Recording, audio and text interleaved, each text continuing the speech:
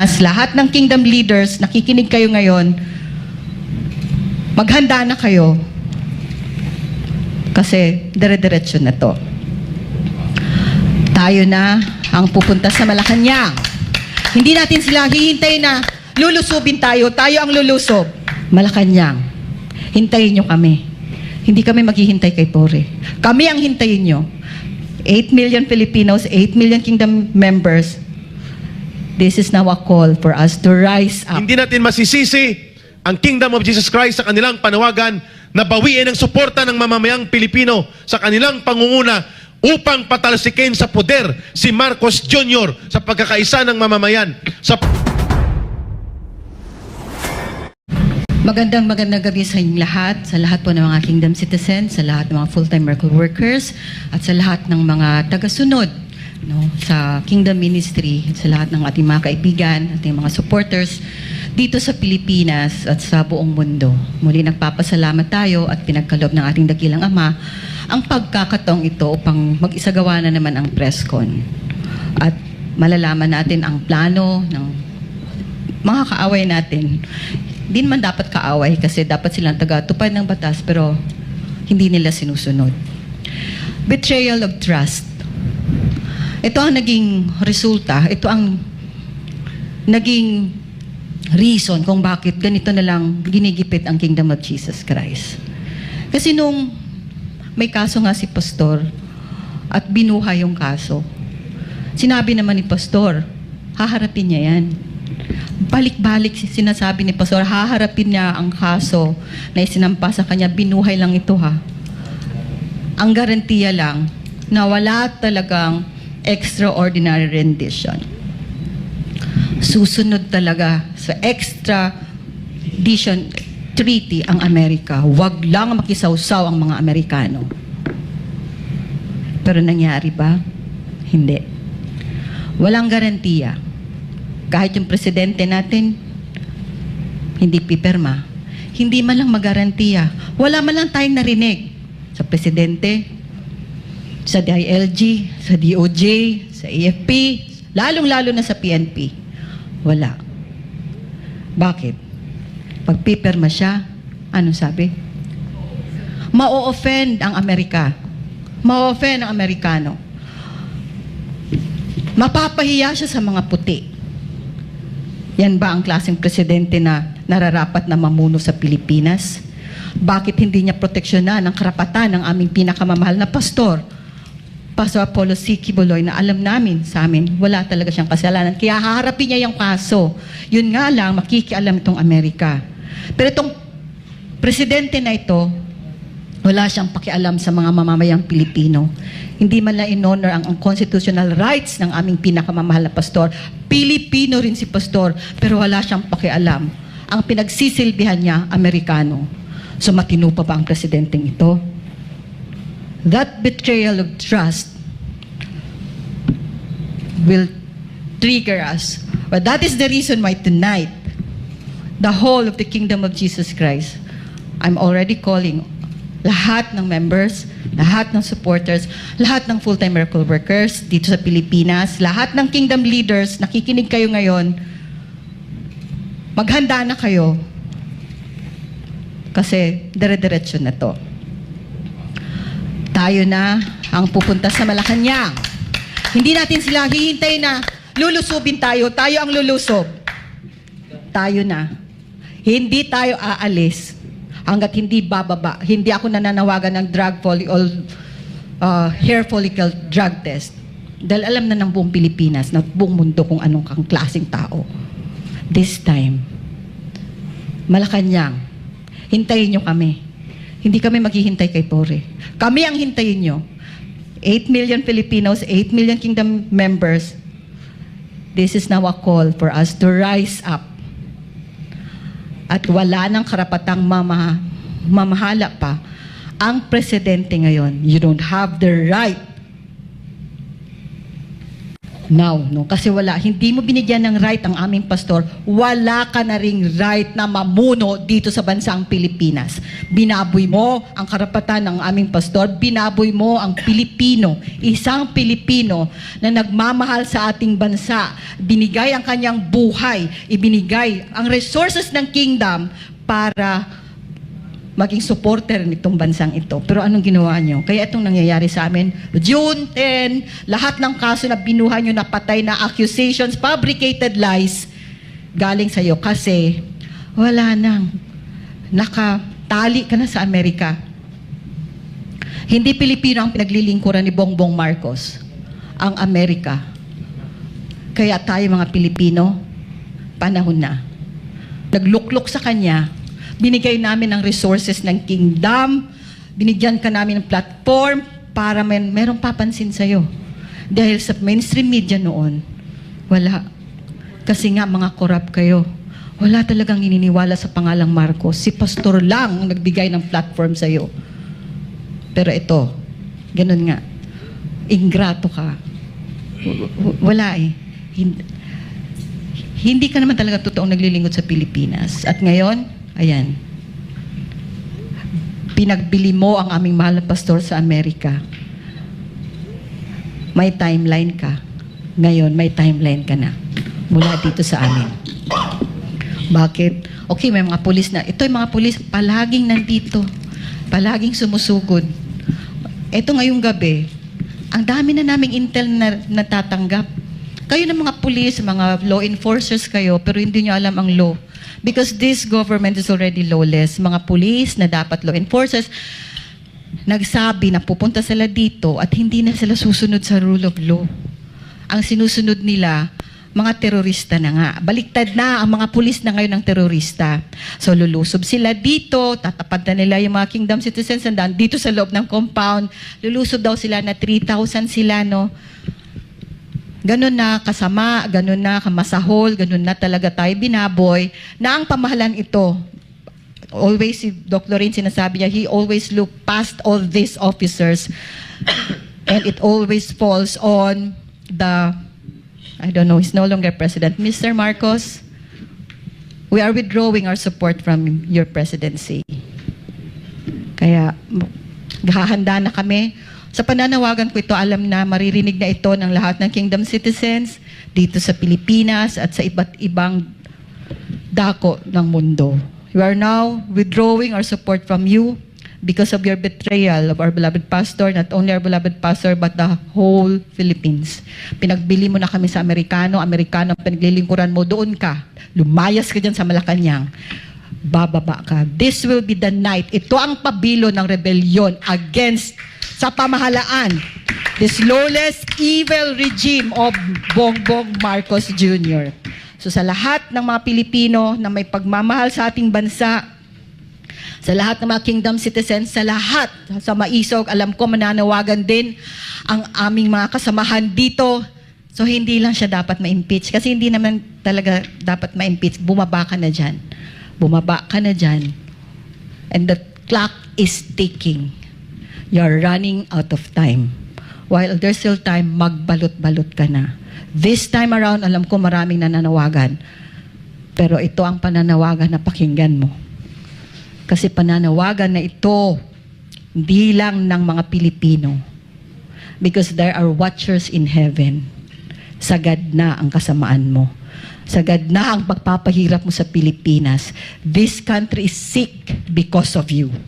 The healing will start only if you are gone from your office. You don't deserve that office. You don't deserve the Filipinos, so you do not even deserve our respect anymore. So ito ngayon ang magiging tema ng presko na ito. So buong Pilipinas, magkaisa tayo. At muli, nananawagan ako, we are withdrawing our support from this regime, this evil, lawless, corrupt regime of Bongbong Marcos. Magandang gabi sa inyong lahat. Ayun. Susundan po namin kagad ang panawagan na yon ng Kingdom of Jesus Christ. Labis-labis po ang pananagutang kriminal ng Marcos Jr. government. Ginawa niyang private army at walang sinusunod na batas ang Philippine National Police, partikular sa Davao. Ginawa niyang laboratorio ng Marshallonia ang Davao para lumpuin at paralisahin hindi lamang si Pastor Kibuloy, ang Kingdom of Jesus Christ, ang SMNI, kung hindi ang tinitingnan niyang threat sa kanyang pananatili sa poder, ang pananatili ng Vice Presidente bilang actively supported ng mamamayang Pilipino, si Vice President Sara Duterte at ang former President Rodrigo Duterte. Ang lahat ng ito ay dahil sa ambisyon ni Marcos Jr. ng asawa niya at ng pinsan niya na hindi na bumaba sa poder lagpas sa 2028. At ngayon pa lang, pinupundar na nila ang haligi ng pagsasamantala at pananakop sa poder. At isa sa kanilang unang sinubukang gawin ay ang paggamit ng abusado at iskandalusong poder ng Estado laban sa Kingdom of Jesus Christ at kina Pastor Kibuloy.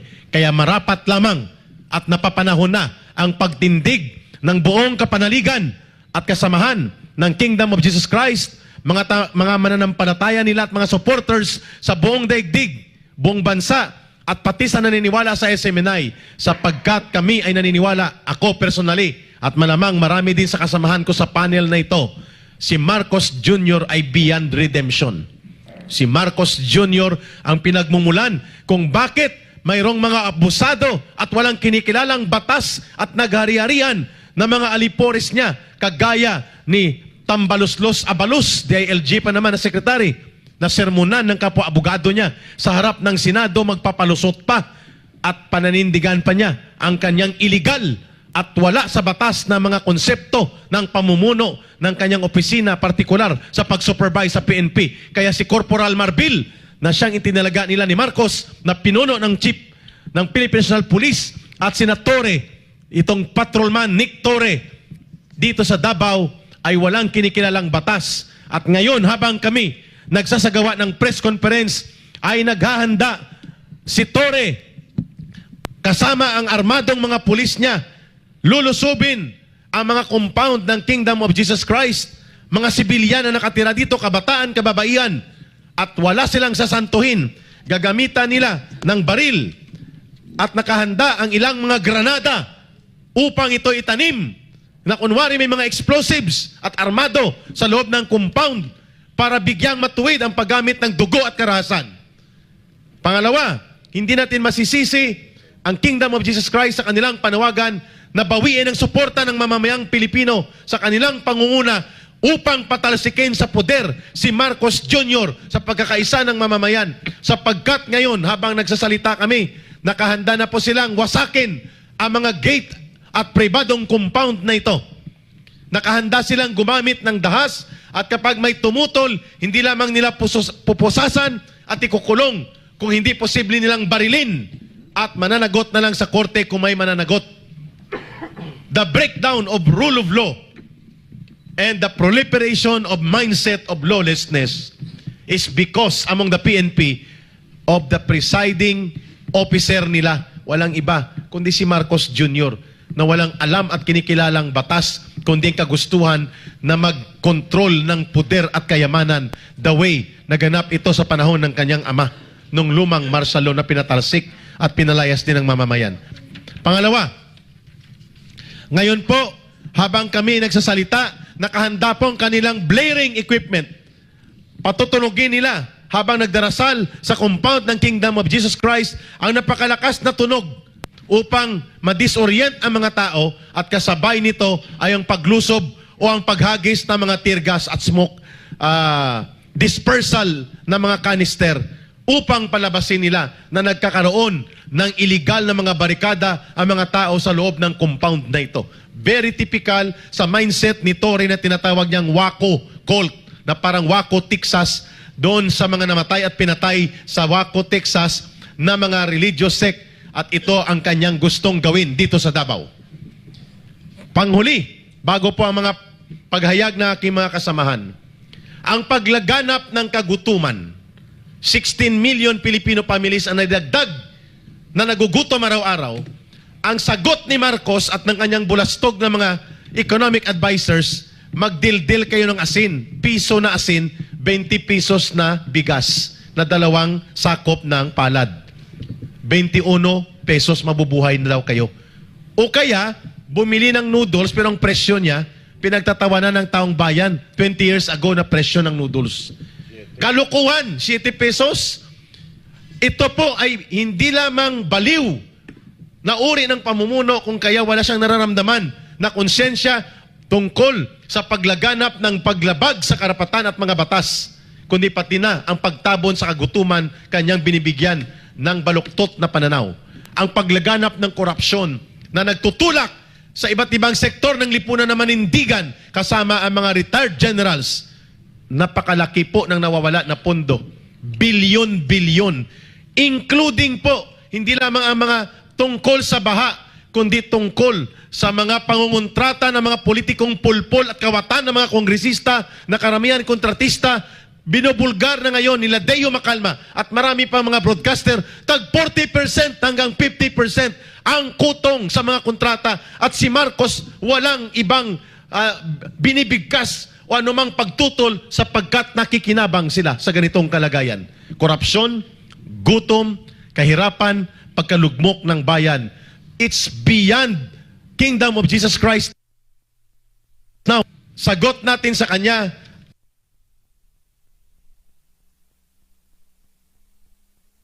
at mababagsak ang bansa natin. Habang nandyan si Marcos at ang kagaya ng baluktot na kaisipan ng kanyang mga tauhan, kagaya ni Abalos, ni Marbil at ni Torre, at marami pang mga bulok ang kaisipan at walang damdamin sa mamamayan, araw-araw nilang pinapatay at pinapalugmok ang buong bayan. Kaya matuwid lamang ang panawagan, lumaya sa poder ang Marcos administration na ito at itayo at itatag ng mamamayan ang tunay na lipunan at tunay na pamahalaan na pamumunuan ng matino na mga leader ng ating bayan. At kung tanongin nyo kami sinong gusto namin, walang patumpik-tumpik, by operations of law under the Constitution and by doctrine of historical account of experience sa pamumuno, Sara Duterte is qualified to take over as president. That is not illegal. May abogado kaming kasama dito.